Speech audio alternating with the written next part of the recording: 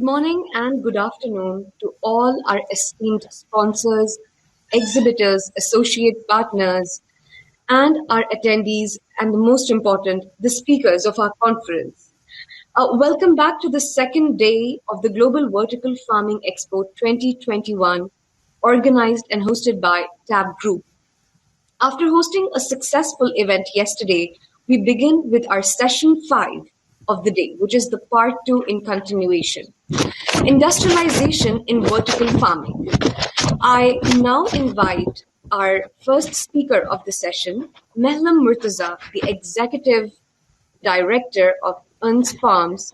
He will enlighten us about the sensitive approaches towards successful industrialization of vertical farming. Mehlam, the stage is all yours now. Thanks so much, Ms. Umaima. So let me just try and get my presentation live. Can you guys see it? Absolutely, you can put that on preview. Perfect. Great. Thanks, guys. So firstly, I'd like to introduce myself. My name is Mehlam Murtaza. I'm the Executive Director of Owens Farms, which is one of the largest vertical farms in the GCC. And I would also like to thank the GVF group for giving me the opportunity to speak at this event and to also share a bit of my experience and a bit of my knowledge as well in the vertical farming sector and especially in the CEA sector. So I would like to first break down this presentation into two segments. Number one, I'll first be discussing who we are, how did Owens Farms kind of start out, and how the company has reached its point right now. And then number two, I will also discuss on the sensitive approach to industrialization. So to start off with, who are Owens Farms? Owens Farms is a family-run operation. We have about 3 generations of a family business currently operating and running various business sectors in various segments of the economy, in segments such as retail, in trade, etc., etc. Owens Farms was actually founded 4 years ago by the family, and it was done with the vision of food security and to bring about a sustainable and socially impactful business model into the UAE economy. As many of you might know, the UAE has a very harsh and arid climate.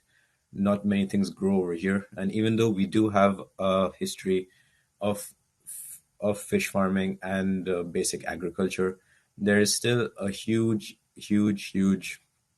lack of arable land. There is a lack of easily accessible water, and you can say that most of the economy's food, which is brought into the UAE, is based on imports. That is a staggering 7.6 billion dirhams of food imported, and over 90% of whatever we consume on a day-to-day basis is imported from abroad. Now, when we had begun the business, we had basically looked into what kind of agricultural technique would best suit the harsh climate of the UAE. We had looked at several approaches from the basics of field farming all the way to vertical farming. And what we had found is that for the UAE context in general, vertical farming was a very efficient and a very viable business model. Now, this is not to say that vertical farming is the only viable technique, but it is something that the UAE climate for sure lends itself towards, and it also adds a lot of benefits. Benefits such as saving 90% more water. As I mentioned, that we have a very limited access to fresh water. Most of the water in the UAE is saline, and most of the soil in the UAE is also saline and not accessible. So we need to use an agriculture technique which is hydroponics and which is not reliant on any of these natural factors. We'd also found that there are varying degrees of humidity and very high heat in the UAE. So growing using greenhouses or field farmings is viable, but it is not an approach which can enable for year-round production at reliable degrees. Especially if you look at the history of the UAE, there is a background with using greenhouse farming, but that has failed several times, and that is due to the inability to access of technology, and also in access to proper expertise to grow in this kind of climate.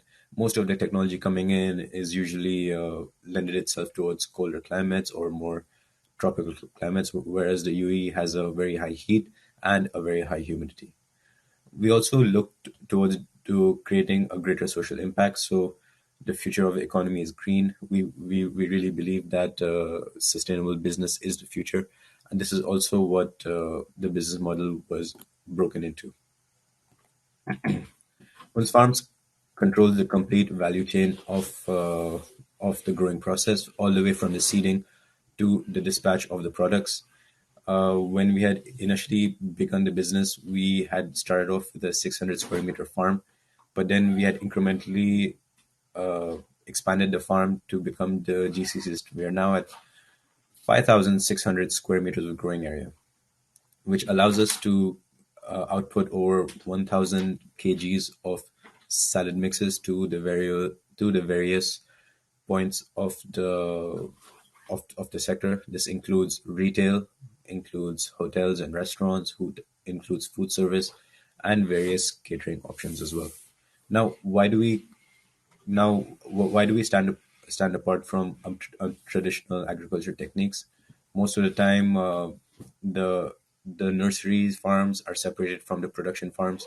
But what we had found is that due to the lack of proper knowledge and expertise, we had to take on board the complete value chain of the growing process. This means we control the seeding, we control the nursery, we control the growing process, we harvest on demand within 24 hours of our orders, and we also dispatch throughout the UAE. We have also chosen to grow centrally in the city. This gives us easier access to our various customers, and also allows us to be as transparent as possible. Many of the people don't know where the food comes from in the UAE, so we decided to make it a point that people should know where the food is coming from, and they should also have access to the highest and freshest produce possible. As I had mentioned earlier, the UAE has a market value of over 7.6 billion dirhams for the various fruits and vegetables what we import, and and this is a very large market opportunity all in all.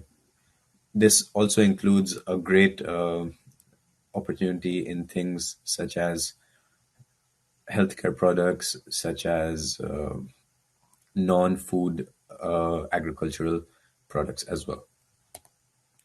And this is just a quick screenshot of the success that Owens Farms has gained throughout our 4 year history. As I had mentioned, we first began as a very small, incrementally grew in order to capture the various market segments and to grow the products in a very big way.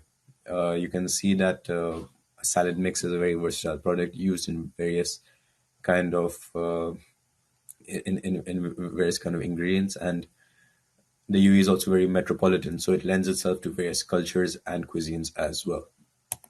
Now, to the main point of my topic as to why should you take a sensitive approach to a vertical farming. As I'd mentioned, we had grown in a very incremental way. We grew from a very small 600 square meter farm, and then as we saw the scope in the market and as we saw a growth, we decided to scale up to be the JCC's largest farm. These days, we are seeing a very non-traditional approach to business in which many people go for high investment.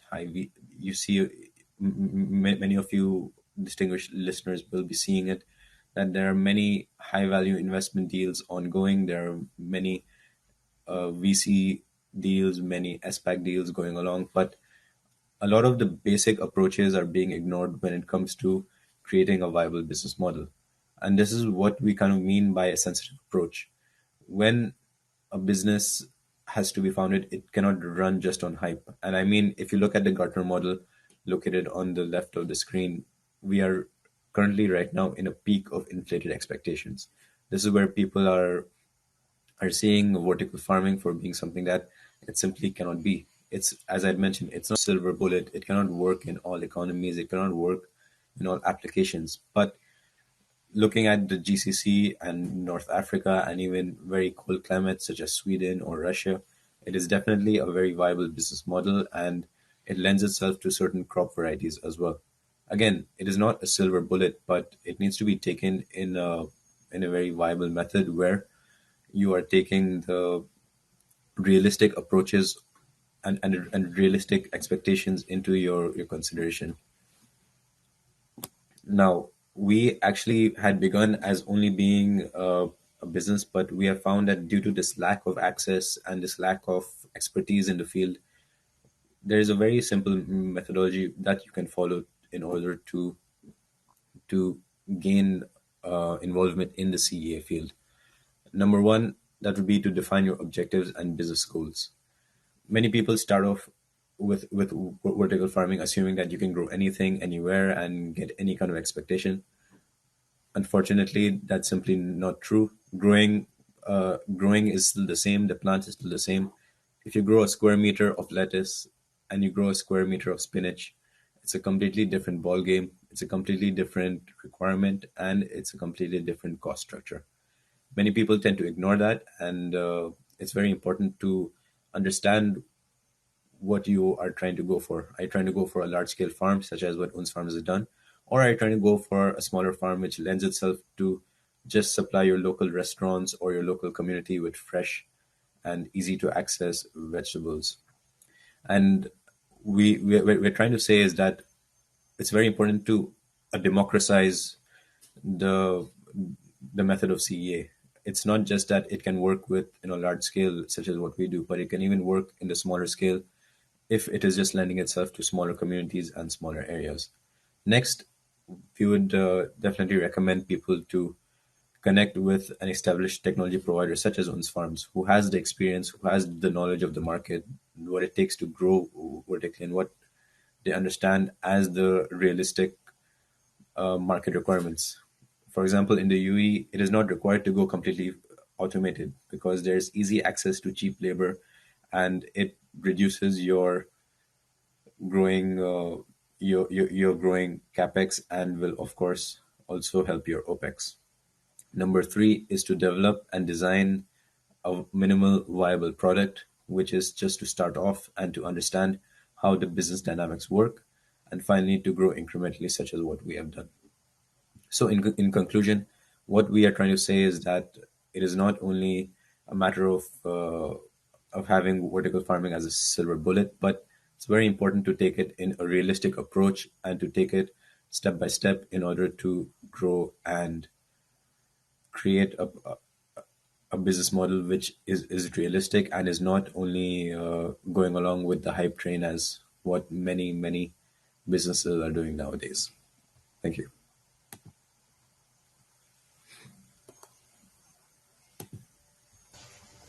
Thank you, Muslim, for sharing such an insightful business model about how to go about farming in such humid and extreme weather conditions.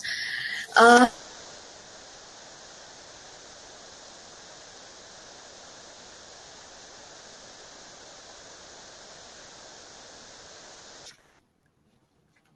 Yes, and the platform is also open for networking, the VIP lounge and the booths.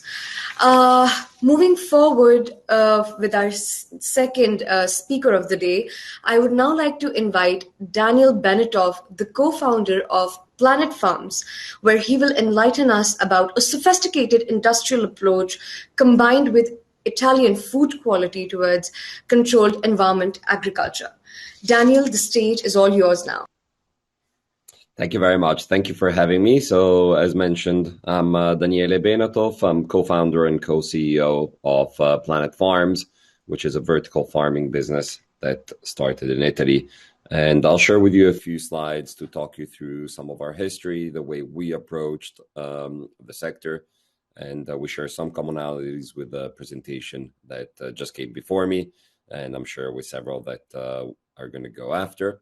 And we have some unique aspects, we believe. We've taken an original path, and that is what I'm going to focus on today. So,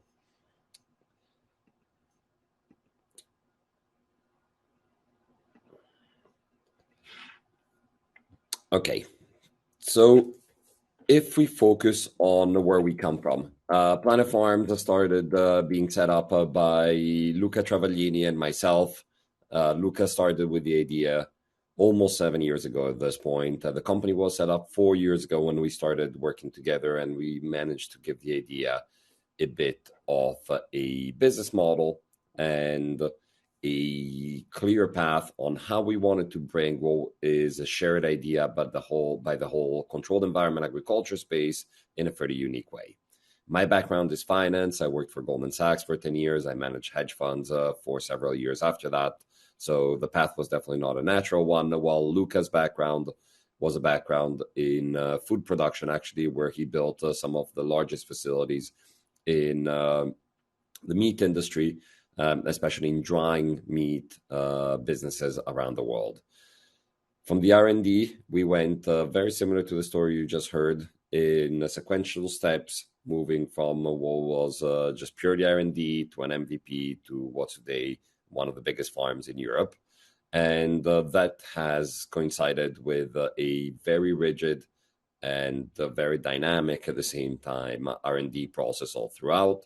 That was supported also by several subsidies, which we got in Europe and in Italy in their very early days, which was very helpful because of the hype that is currently in place in this industry was definitely not there at the beginning, especially in Europe. And we were finding a lot of skepticism, and we were able to get support also from some very large companies like Signify and a bunch of other companies in Italy.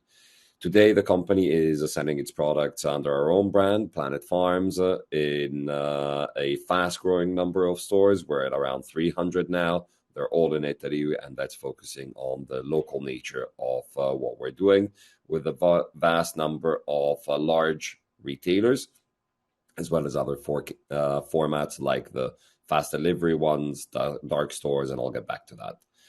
R&D facility has been active for years, as I mentioned. That's partially what you see, and what you see is a stripped down version without the numbers of our interface, which allows us to control every aspect of what we grow. And over the years, that's what allowed us to focus on the varieties that we now have on the shelf, although we have a lot more in the pipeline, as we've done more than 90 varieties in an R&D context.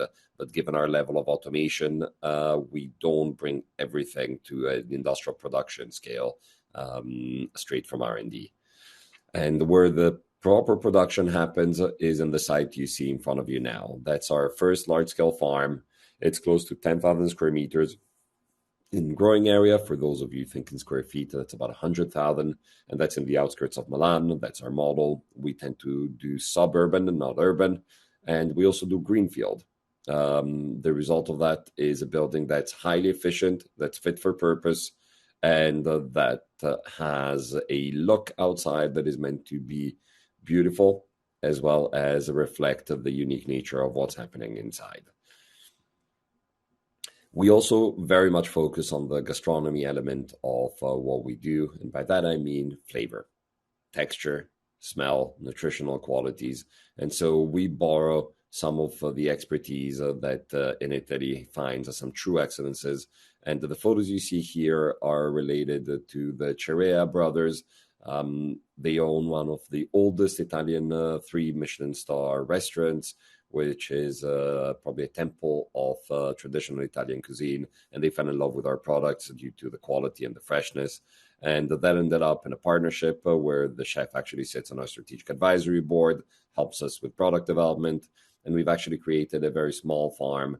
That's the one you see at the bottom of the screen, which is in their restaurant or just in front of it, and produces all of the leafy greens that they use in the 3 Michelin star. Our produce is delivered fresh 365 days a year. One of the elements that are fairly unique to us is the true end-to-end automation, which means that no one has ever touched the product before the consumer opens the bag. The product is harvested and packaged in paper, And the other element is we grow in pharma-grade environments, which allow us to have complete certainty that the product is perfect and secure to eat without needing to be washed, leading to quality improvement, shelf life improvement, a reduction of waste, and a significant reduction in water usage. That also significantly helps a number of varieties which are delicate and where we are able to bring to the shelf a product that differentiates itself. Let's talk a little bit about engineering and AI, which is one of the fascinating parts, at least to us, of what we do. So when we started engineering our facilities, we realized that the only way to get true efficiency out of our process was to build facilities that would be fit for purpose. And that meant building them from scratch. That requires not a huge amount of extra time compared to retrofitting, and gives us a process that is truly designed from the smallest piece to the entire flow of product to achieve exactly what we're trying to achieve, which is quality, yield, and certainty of the product. These farms are large to provide economies of scale and to justify the investment in automation, which is a true end-to-end.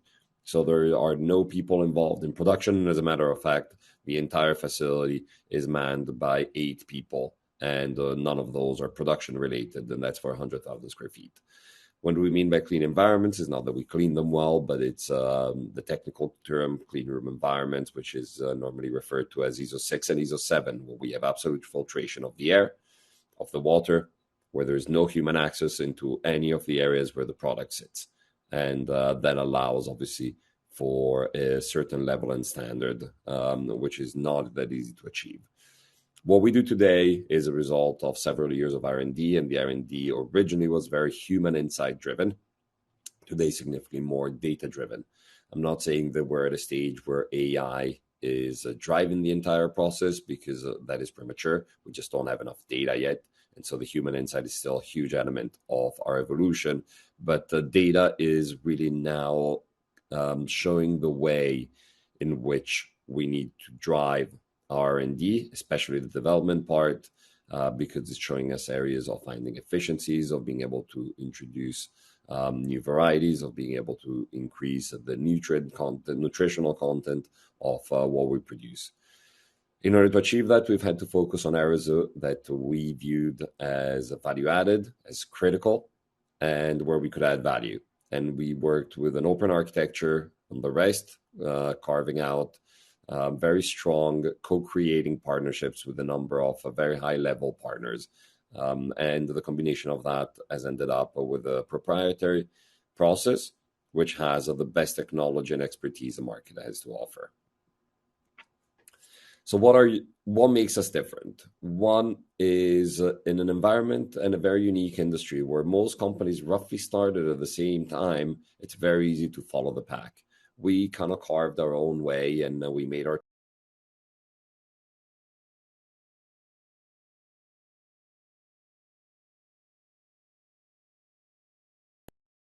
I think we lost Daniel in the network. I think we should, wait for a couple of seconds to see if because there must have been some he can then start with his presentation, right? Yes, Afshin. Sorry, Umami, it was very it was very hard to hear you. Can you repeat? Am I audible now? Yes. I think Daniel is trying to connect us. We will see if he is able to join us. In the meantime, I think we have a comment from one of our audience for Mihalim. I think he has mentioned that he completely agrees that the VF model is not going to be profitable everywhere, and solid business plan is needed for the success. So, Mihalim, my question to you is that what are the basic points that we have to consider before setting up a vertical farm? What do you think would be the first pointers for a successful vertical farm? Well, I mean, as I mentioned in my presentation, the most important thing when you do a vertical farm is to decide why do you want to do it. Are you what kind of customer base are you trying to lend yourself towards? What are you trying to grow? And I mean, I've seen several vertical farms around the world doing very, very interesting things, not just in food, but even several types of non-food kind of products. So that's, I would say, is the most fundamental aspect where you should start, and you should build on that incrementally. All right. Perfect. Sounds good. I think, Umema, we should start with our next presenter in line, and I will check with I Daniel. will. Sure.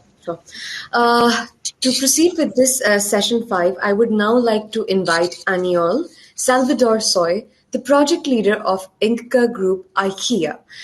He is going to enlighten us about how to bridge the gap between growers and consumers, a very crucial point. Aniol, the stage. Hello, guys. Okay, I'm gonna put the presentation on.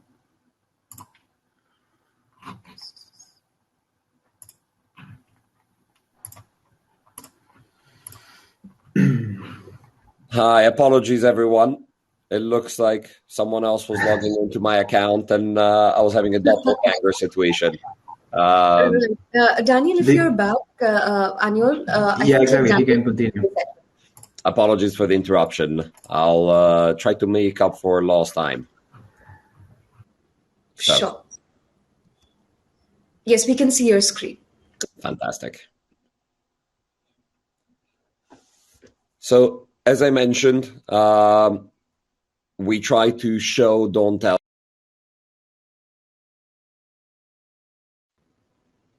I think It it's was a good try, but didn't work. very, very good try, very sporting. So I think, Aniol, despite if Daniel comes back, we will continue with your presentation and then Okay. with Dr. Sairams, and we'll proceed further, so on. So, Aniol, again, sorry for the interruption, and the stage is all No yours. worries. Thank you so No much. worries.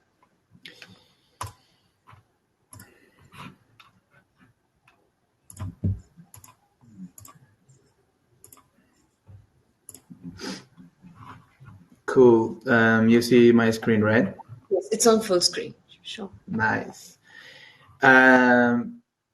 Yeah, so as previously said, my name is Aniol, and I work in IKEA in the Inca Group as a project leader, and I'm in the innovation department under the urban farming team. And I'm here today to talk about how we can bridge the gap between growers and consumers, and more specifically, how we're bridging this gap in IKEA. I want to start by telling you our vision in the urban farming team, which basically is that we want to, or we will, transform vertical farming from a high-end product to a more affordable, accessible, and sustainable offer for the many people. And now I'm going to tell you a bit like how we're planning to do that. We want to enable sustainable communities to grow. For us, growing greens is much more than just that. It's a way to grow our business and to fuel a movement of young adults and families that are reshaping the way we look at living. So how we're planning to do that is by having a container outside the IKEA store in the parking lot.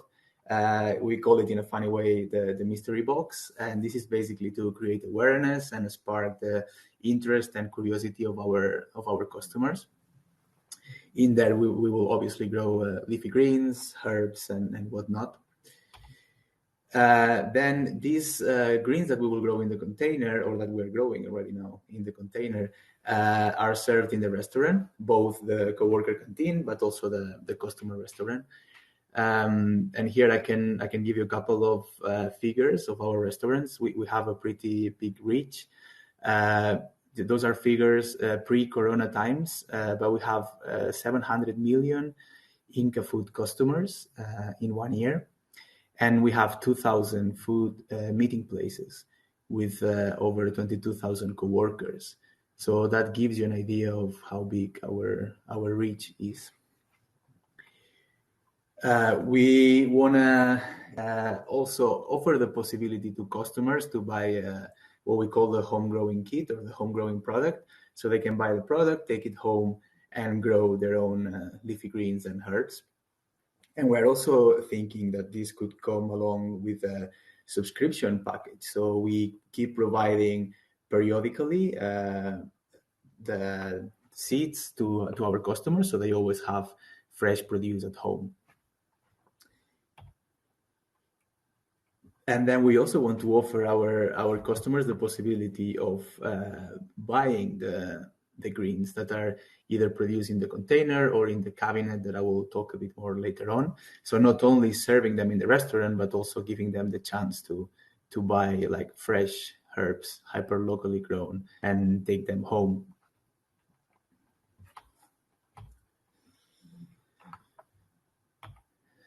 Then we believe that this is a really important and valid question in the world we're living in right now, where we have a constantly increasing population, which is migrating from the countryside to the city with all the climate change challenges that we are facing. So who's the farmer of tomorrow? I think we can really reflect on that. Now I'm gonna deep dive a bit more into our portfolio. We are basically working on 3 different solutions. I start with the home growing product that I just mentioned before. The idea of this is to enable the many people to live a healthier and more sustainable life by growing their own leafy greens and other food at home. So basically it's a product that the customer will be able to buy in an IKEA store, take it home. It will be a small little farm, and then so we will supply fresh herbs and leafy greens to the customer on a need basis. So this is all about convenience. Then we have another project, which is the growing cabinet, and this one is mainly about showcasing. The purpose is to showcase vertical farming in the store and to grow crops only needed in small quantities, like herbs such as dill and parsley.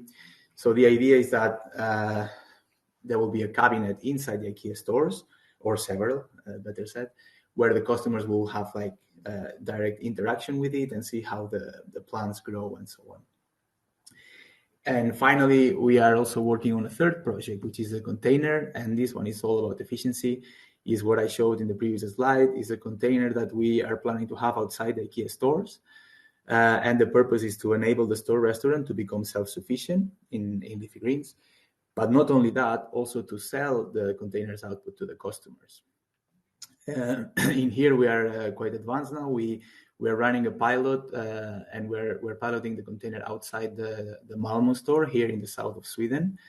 We're having a collaboration with Urban Crop Solutions, and we are, it's piloting the container and providing the restaurant with leafy greens. What we see here is that what really adds value is the totality of this portfolio. So like each solution needs to speak to each other. If we only have one, we see quite a lot of shortcomings. Like for example, now in Malmö, we're only running the container. And one of the challenges that we're having is that the customer is not that visible. So the customer goes to IKEA with some fixed ideas, go in, buy some stuff.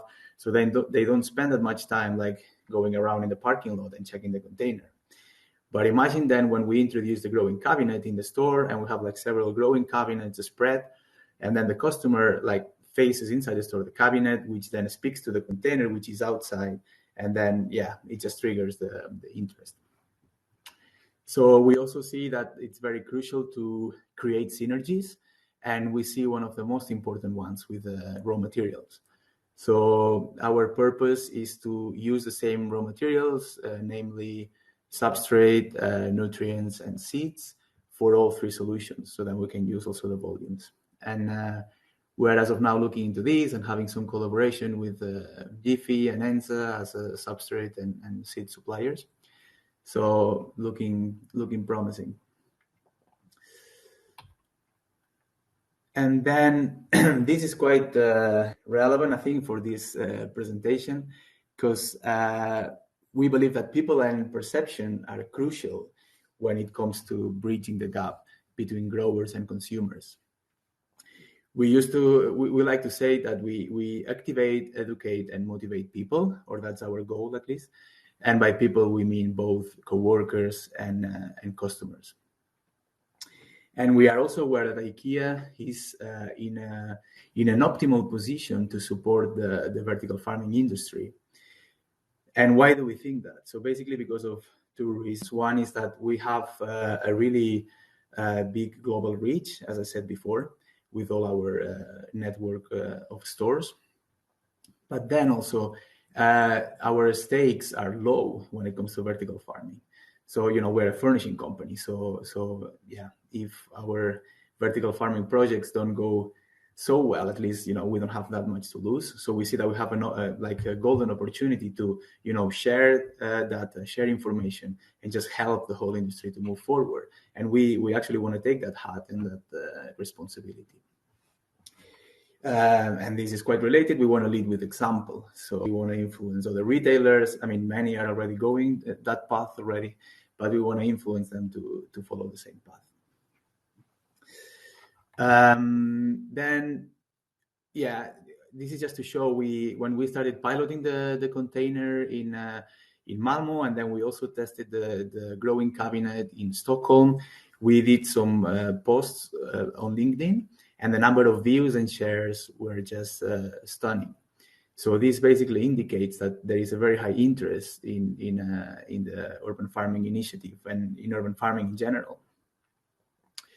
And then we also performed a customer survey, both in Stockholm and in Malmo.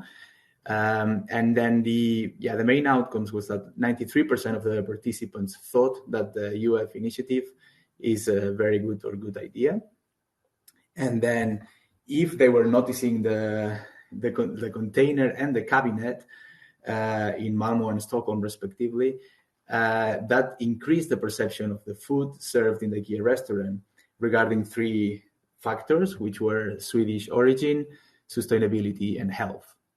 So this is why also we believe it's really important to increase the visibility towards customers. So this is why the container and the cabinet really need to speak to each other. And last, but definitely not least, coworker engagement.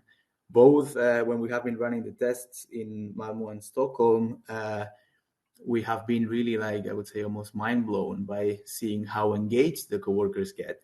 The coworkers that we recruit as farmers. So, for example, in Malmo, we have a team of between 5 and 6 farmers, and they are really engaged, posting things on their own private LinkedIn, and being really the ambassadors towards the rest of the store, talking about what they grow and how the project is going and whatnot.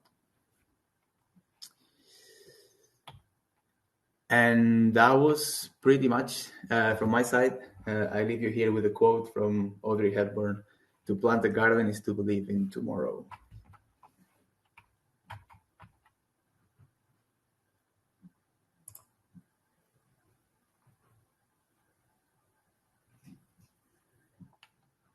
Yeah. I don't know who continues now.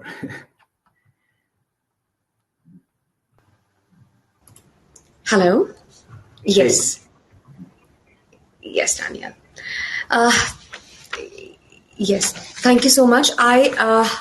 Thank you, Aniol, for sharing a very illustrative and a very comprehensive presentation, I must say. I would request all the attendees to drop their questions under the Q&A tab on the right side of your screens. Moving forward, I would now like to invite Dr. Sairam Reddy Palichra. He is the co-founder and the Chief Scientific Officer of Urban Kisan Farms Private Limited, where he is going to share his insights on the role of startups in taking urban farming business to the next level. Dr. Sairam, the stage is now all yours. Hey, all. Thank you for having me on this platform. Let me share my screen.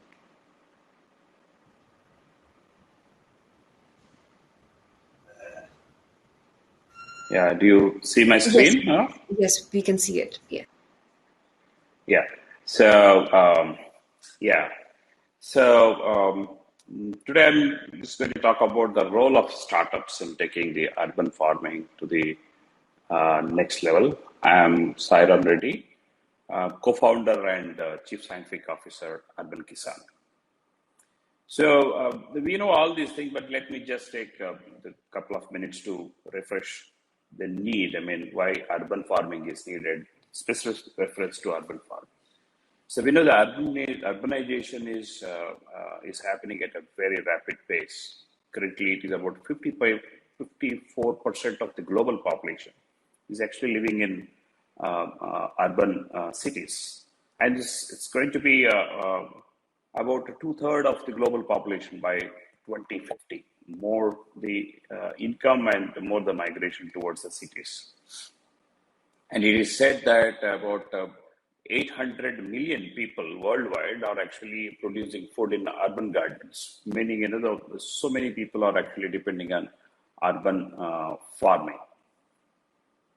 But the soil is getting polluted, and so many other challenges we have been seeing in urban soils, and the groundwaters of peri-urban or semi-urban or suburban areas where most of the farming happens. The supply goes to the urban areas. So like not just only the pesticides, but also the heavy metals and sewerage contaminations and all those things. And it's posing a heavy risk to the human health as this becomes the bioaccumulation over the time. So if you see, some of the statistics are very distressing. It's about more than 50% of the waste disposal globally is actually unaudited. They are either open dumps or landfills, so unspecified landfills. And on the other side, if you see, the urban farming is actually happening all across, but with so many challenges. Urban dwellers are so much keen in growing not just only vegetables but also ornamentals all across. Both 66% of urban farming is actually both ornamental and edible foods.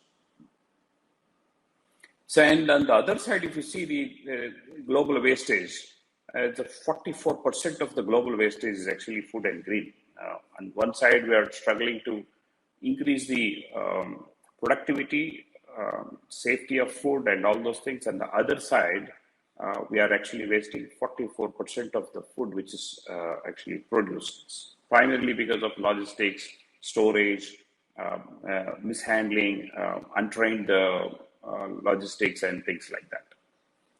So that's where the hydroponics is actually playing a very crucial role, since it occupies most of the urban and semi-urban areas, and the controlled environment doesn't use the soil which is contaminated, and the water is also you don't need a lot of water. So very, very limited amount of water can be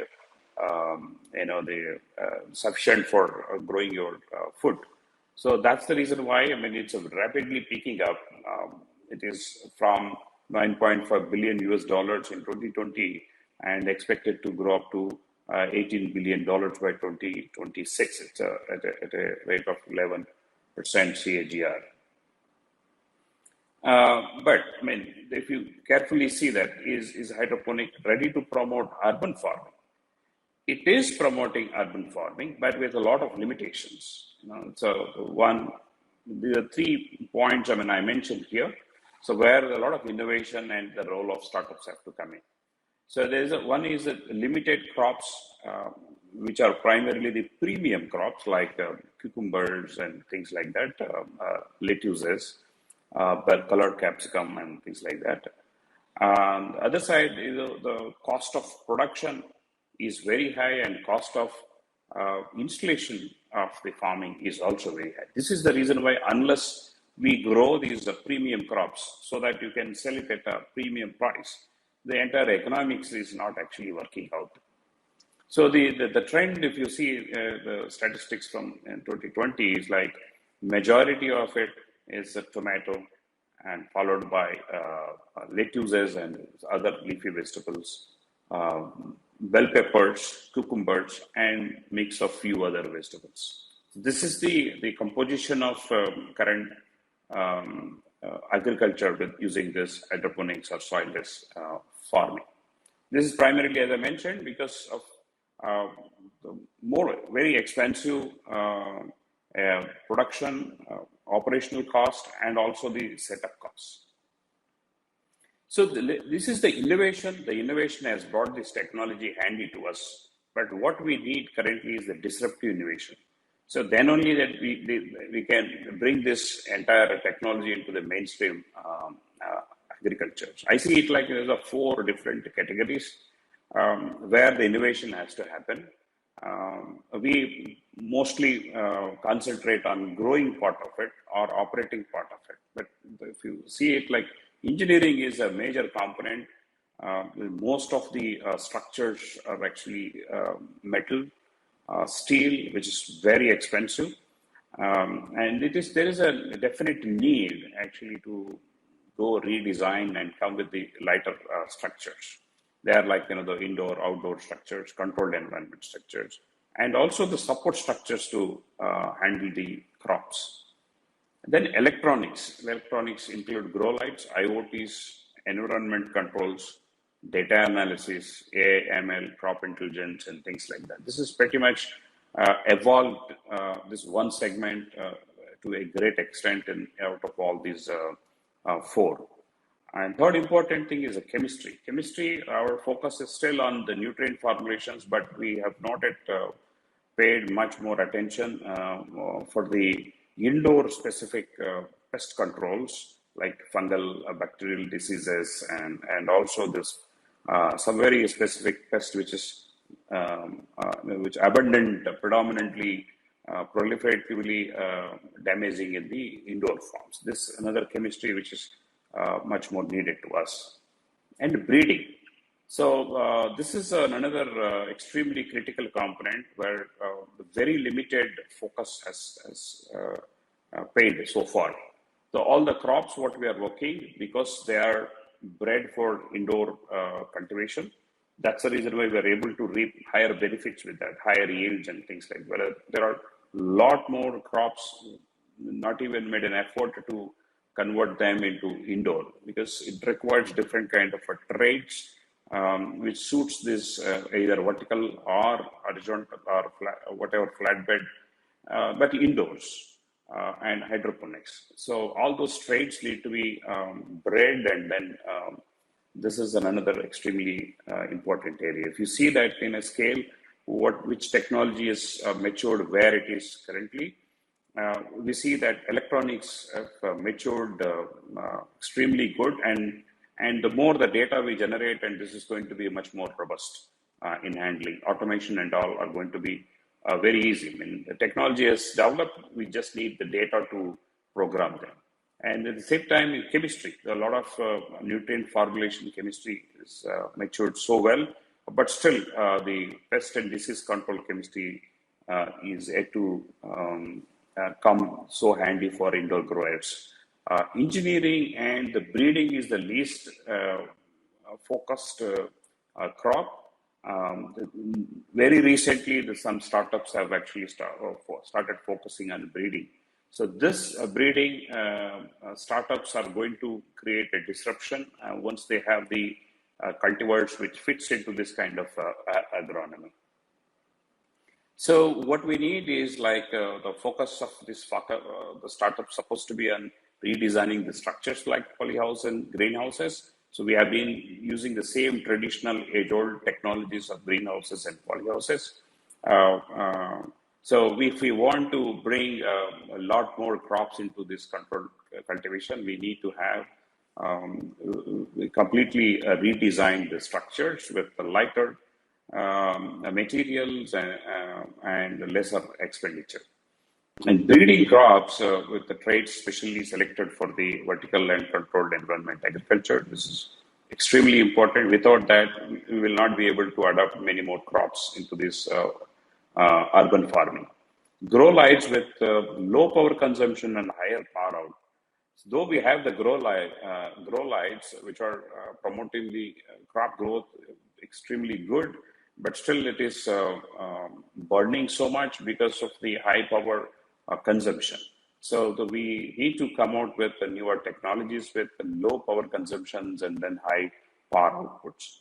So input chemistry, as I mentioned, this is another thing where we have to focus, because most of the urban farming and vertical farming or hydroponic farming produce goes to the customer as a clean produce or safer produce or more healthier produce. So to really meet such kind of standards, we have to have the chemistry which supports that kind of agronomy. So I very strongly, I believe that the role of startups is extremely critical, as they primarily drive the scalable and disruptive innovations. This is what is required. The innovations have been there coming, but unless we get such kind of disruptive innovation, this technology will not get into the mainstream. We talk a lot about its benefits, but it is going to serve only limited population. And we are in a junction where we need to convert hydroponics or soilless farming from concept to mainstream farming by redesigning everything from out-of-the-box thought process. What are those out-of-the-box thought process? Even I do not know. We have been actually looking for, but there are many problem statements that one supposed to look into and then scale them.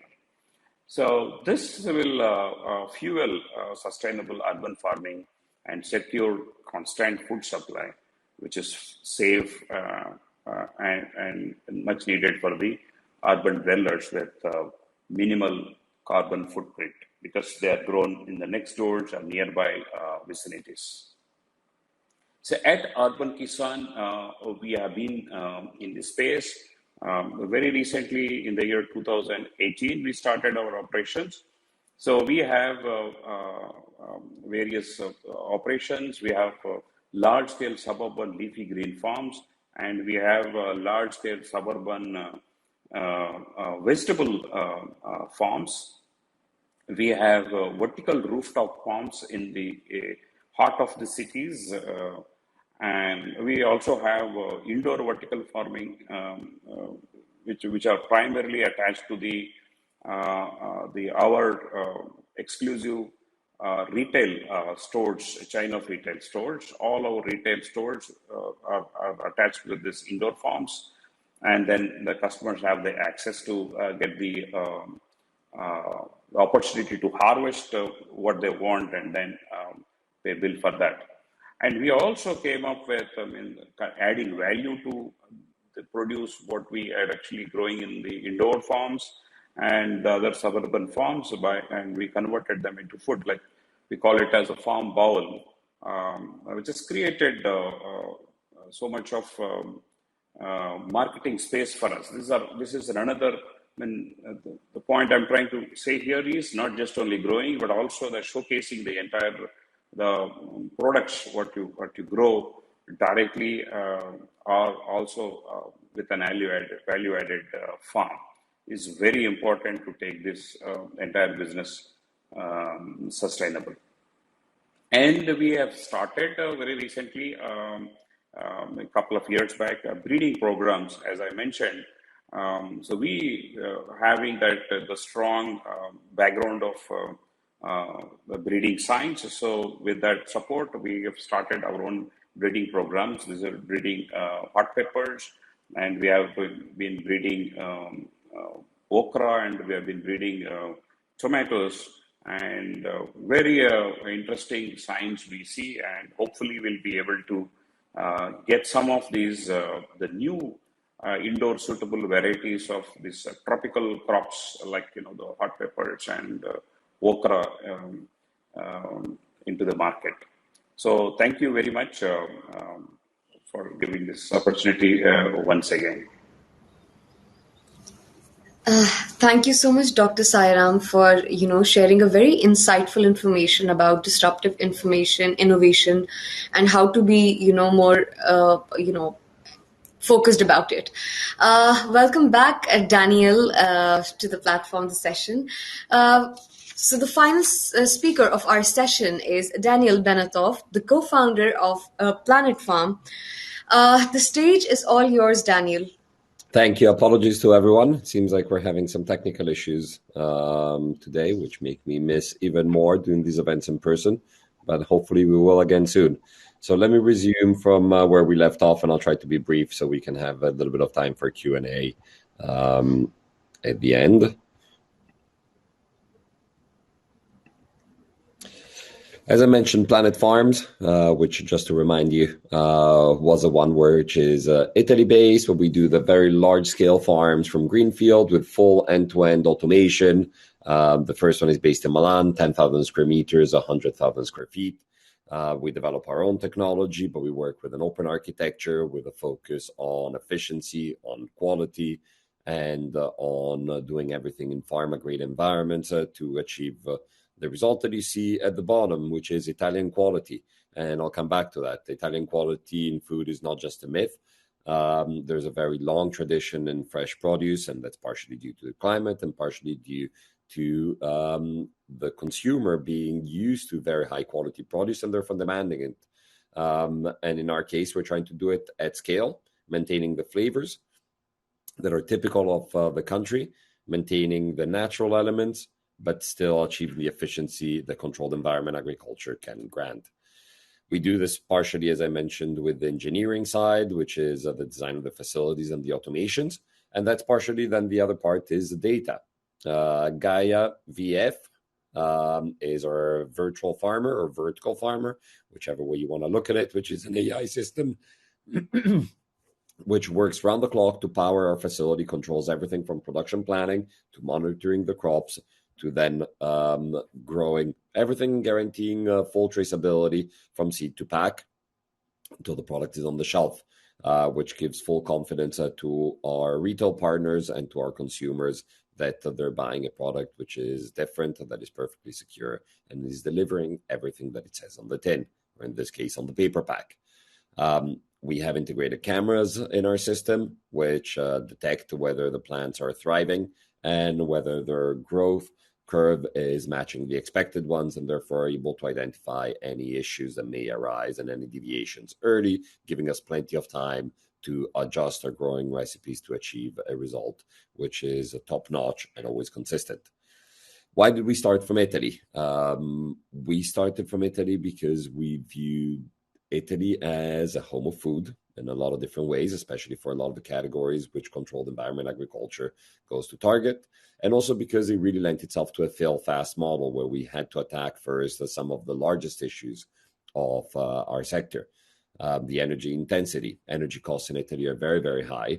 And that has, from the very beginning, forced us to think efficient and design from day one a system that is efficient rather than trying to design a system and then find efficiency later. As I mentioned, the consumers are demanding, and therefore that never allows us to do any compromises, and we're planning on exporting that as we internationalize the company, which we have started doing now. Still focusing on Europe, and our next step after Italy is the UK, which is where I'm speaking to you all from today, with its own technical issues. There's high produce availability in Italy, so it's not one of those countries which has a scarcity of produce, and therefore you need to sell something that's differentiated if you want to get the consumer on side. And the labor costs are high. We heard before from some realities, for example, which are in parts of the world where the labor costs are not high, and that allows for a system that is not necessarily automated. We don't just automate because of OPEX efficiency. We actually automate also because we believe it gives a differentiated product on the shelf, because it never had any human contact. And we managed to find a solution that allows us to do so. We also were able to do all of this because Italy has a wealth of SMEs in the food industry and the automation space, which have brought us know-how, very experienced labor force, a number of very creative and insightful engineers, which have kind of clubbed together to create what's Planet Farms today, which is a company of around 60 people spread around Europe with its hub in Italy. And the Italian roots and the high standards that we've achieved so far have so far meant that the international rollout is looking easier than we originally thought, because we can bring our credentials along with us and the level of efficiency, which give us a downhill and a competitive advantage compared to peers as we move into other markets. So this is just a few images to show with you. Obviously, it's a branded product, and therefore you need to be consistent from all the R&D side to production to how you bring a product to market. So there's advertising, there's branding, there's packaging, there's manning the product on the shelf and making sure that it's priced correctly. Also making sure that you have strategies which are coherent. We sell to supermarkets, food deliveries, dark stores, e-commerce. We also create a pull strategy by selling to a number of large high-end chains of QSR, generally healthy QSR, which use our products, and they do so in a branded way. As you can see on the bottom right of the screen, for example, that's how you get delivery of a poke bowl in Italy, where they don't offer you different kinds of rice. And when it comes to salad, it's branded Planet Farms. That creates a great brand recognition when the consumer goes and sees these colorful packs on the shelf. One of the other differences is also these packs are in paper, which makes a product very differentiated when you see it on the shelf compared to the rest of the category. And these are just some other examples of point of sale integration, which we've done, where we integrate downstream in more complex dishes. And it seems to be working because the image, I mean, it's obviously a little bit tongue-in-cheek. It'd be terrible if it was always sold out because consumers wouldn't be able to get their hands on the pack. But we're seeing the product turn on the shelf extremely, extremely well. So very, very good reception. And with that, I will stop here. And I'm glad I managed to get to the end without getting disconnected. Thank you all for your attention. Thank you so much, Daniel, for giving such a brief yet very informative presentation. And I'm glad that there was no issue this time. So I think we have the time for Q&A as promised. Let's try picking up the questions from the audience. So I think there's a question for Mehlam again.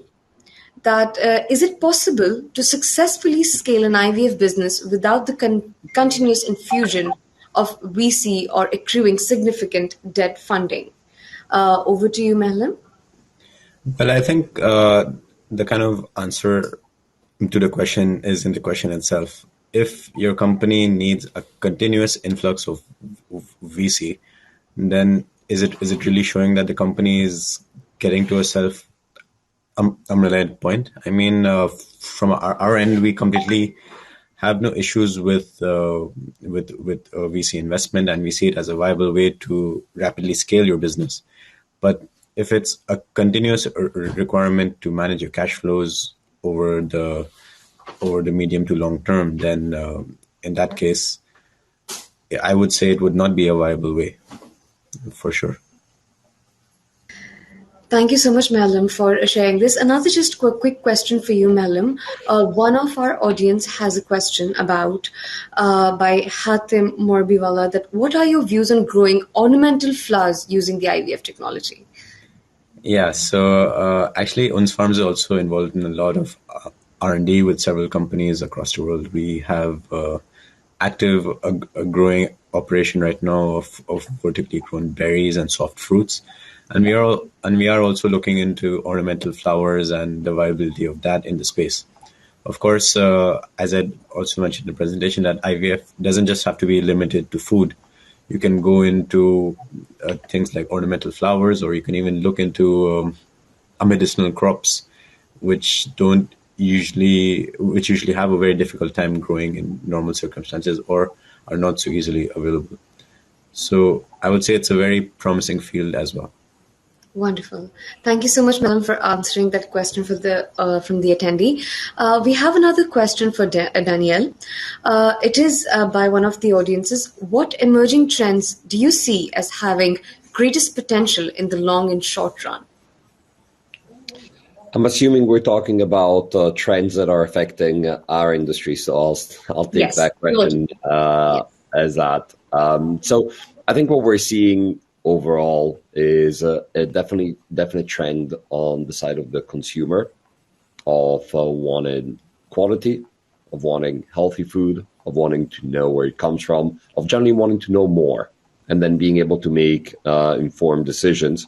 And obviously, the technology that we represent collectively can give a sustainable answer.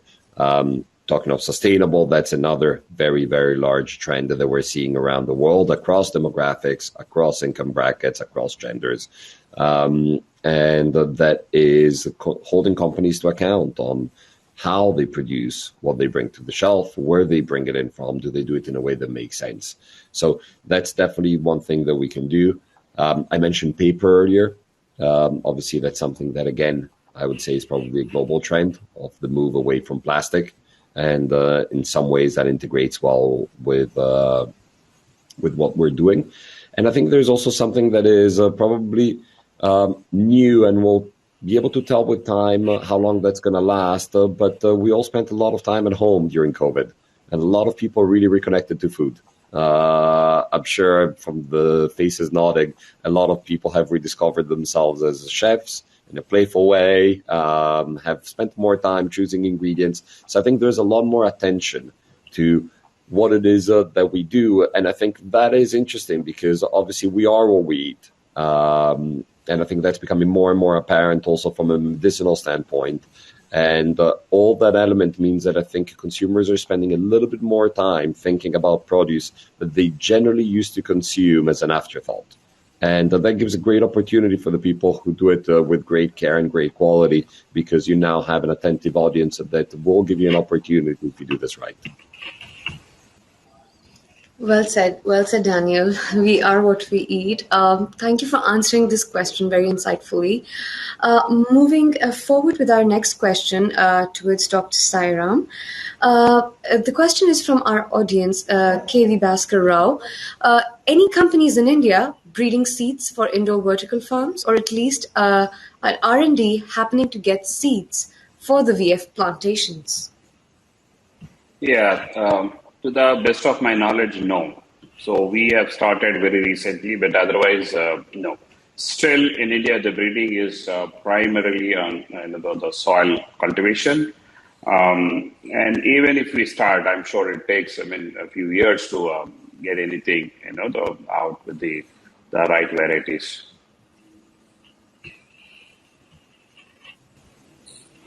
Right. Thank you so much, Dr. Sairam. Yes, Afshin? I have a question for Anil. Basically, it is regarding the investments, because we understand in the retail business, the companies are looking for a lot of investments in regards to vertical farming, because we understand this industry is emerging right now. For some of the countries, vertical farming is a very new concept, and they are trying to level up themselves according to the world.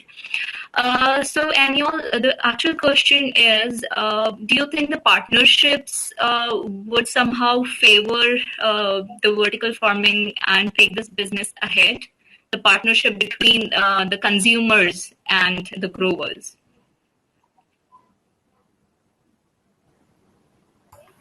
Yeah, so as you're saying, Afshin, investment is a very big topic when it comes to retail. The way we work at IKEA is that we, as in the innovation department, we pilot certain solutions and try to optimize it as much as possible, both operations and also capex, so the investment, and then we offer that solution to the rest of the stores in the different markets in the world, right?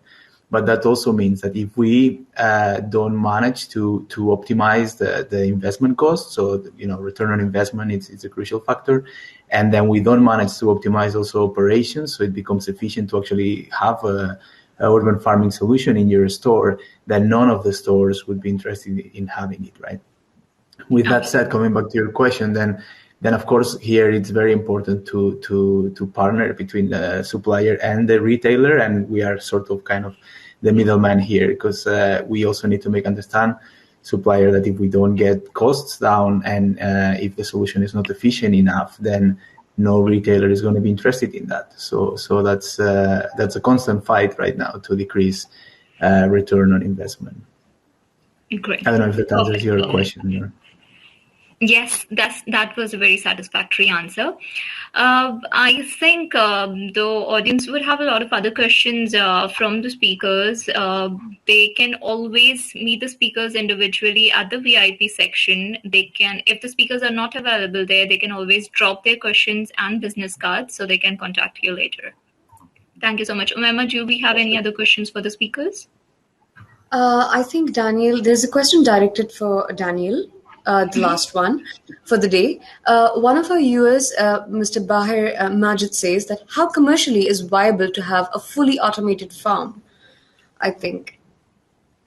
Very good question. So I think the answer is it depends on how well you do your automation, because automation can be for show, and that means a lot of expensive machines that have low efficiency, low productivity, very high cost, and then result in a product that would be too expensive to be able to work on the shelf.